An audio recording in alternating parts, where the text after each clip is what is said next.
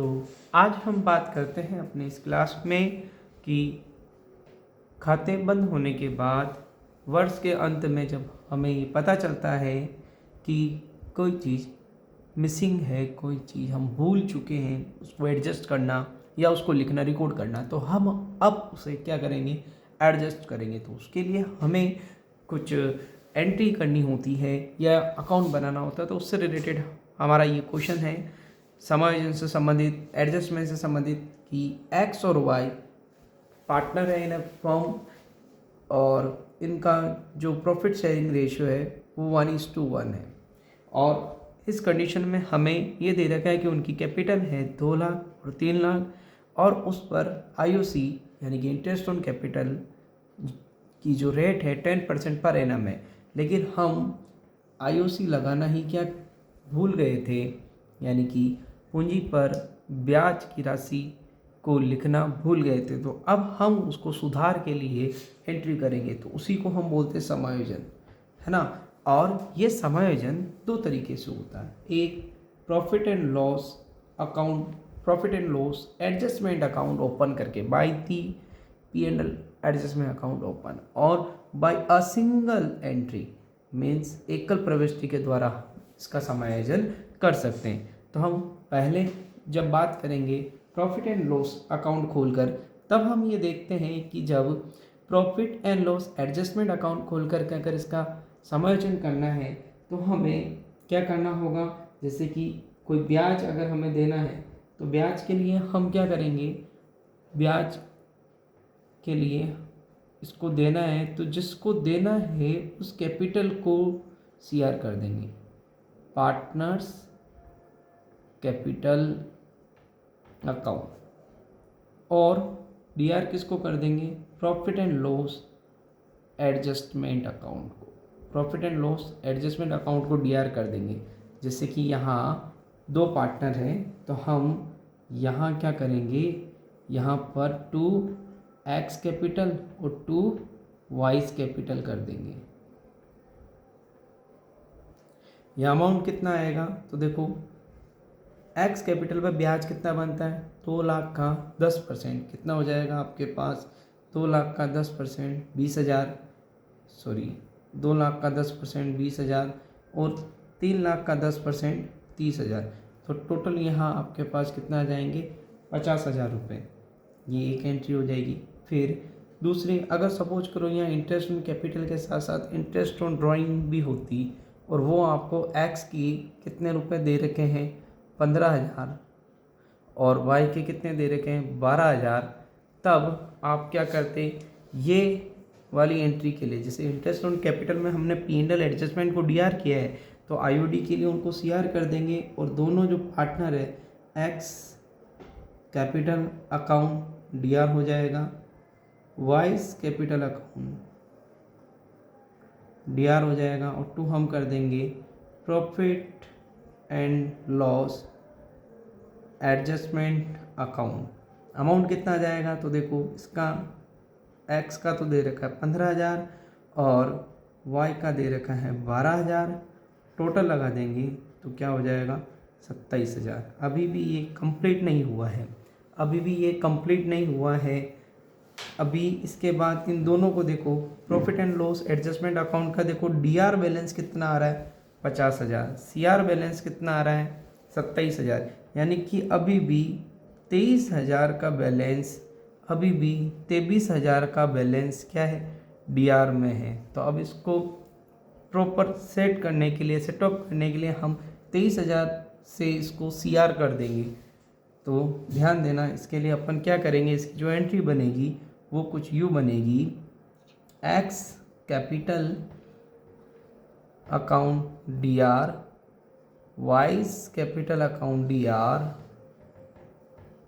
2 आ जाएगा profit and loss adjustment account. देखो कितने रुपए कम पड़ रहे हैं, 23,000, 23,000। तो हम उन 23,000 को क्या करेंगे, बांट देंगे उनके प्रॉफिट शेयरिंग रेशियो में, जो कि कितना है 1:1, यानी कि 23,000 का आधा हम करेंगे तो कितना आ जाएगा, 11,500, और 11,500। तो इस तरह से हम क्या करते हैं, profit and loss adjustment account open करके इस प्रविष्टि को कंप्लीट करते हैं। आया समझ में यहाँ तक आपको? अब यदि हम अगली जो एकल प्रविष्टि है उसको समझे तो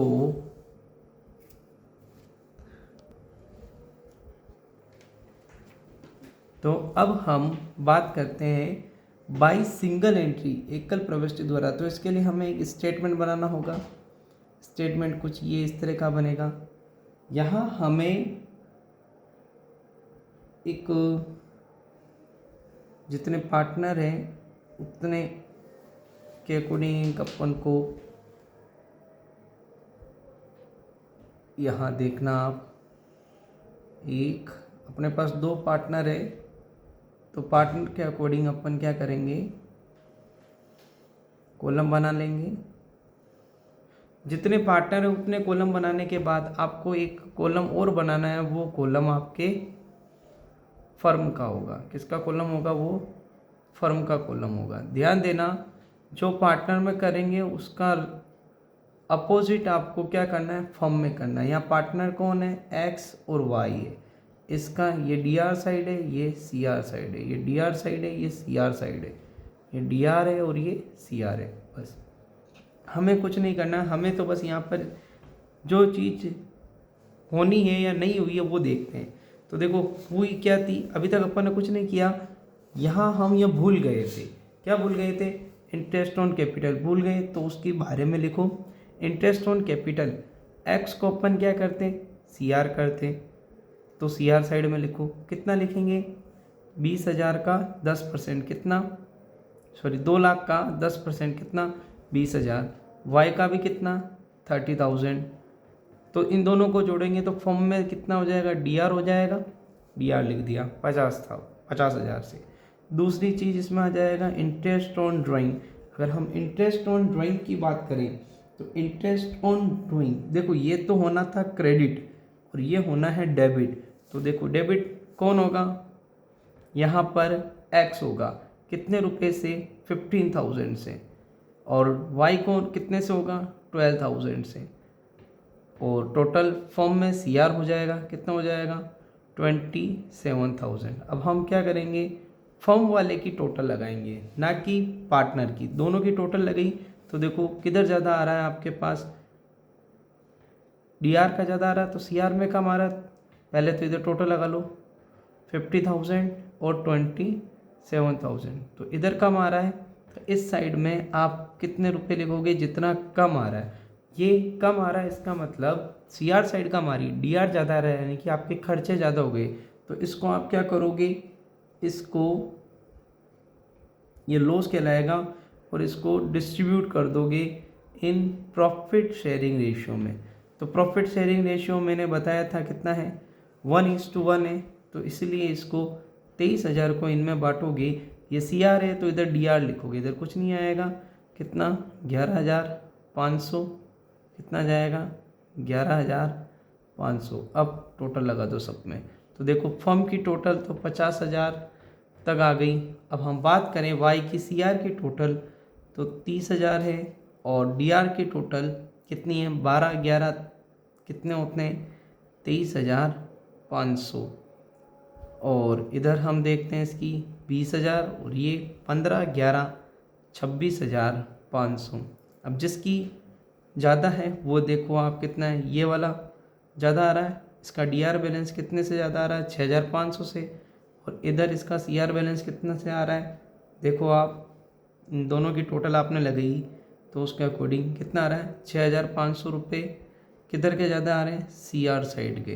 तो बस हम क्या करेंगे, इसकी सिंगल जो एंट्री होगी, इसकी सिंगल एंट्री होगी, वो सिंगल एंट्री होगी जो डी आर कौन हो रहा है, एक्स कैपिटल। तो आप यहाँ लिख दो x capital account D R कितने, 6,500 से। और 2 लिख दो wise capital account, wise capital account कितने, 6,500 से। बस ये आपकी क्या हो गई, एक सिंगल एंट्री के द्वारा ये आपने एडजस्टमेंट टेबल बनाई। इस एडजस्टमेंट टेबल के द्वारा आपके पास एक सिंगल एंट्री आ गई, किसको डीआर करना है और किसको सीआर करना है ये भी आपको अच्छे से समझ आ गया, और एक सिंगल एंट्री द्वारा आपने इसको कंप्लीट कर दिया। तो अभी मैंने बताया P and L adjustment account खोलकर हम कैसे करते हैं, और यहाँ हमने कोई पी एंड एल एडजस्टमेंट नहीं खोला, बस एक सिंगल एंट्री के द्वारा हमने इसको क्या कर दिया, एडजस्ट कर लिया। तो इस तरह से अगर हम लाभ देने के बाद कोई चीज़, लाभ को वितरित करने के बाद, प्रॉफिट डिस्ट्रीब्यूट करने के बाद में कुछ भी चीज़ की मिसिंग रह जाती है, ओमिशन हो जाती है, तो उसको एडजस्ट कैसे करेंगे, इस तरह से हम उसको सॉर्ट आउट करेंगे। आई होप ये आपको समझ आया हो। प्लीज़ नेक्स्ट वीडियो के लिए बने रहिएगा। धन्यवाद।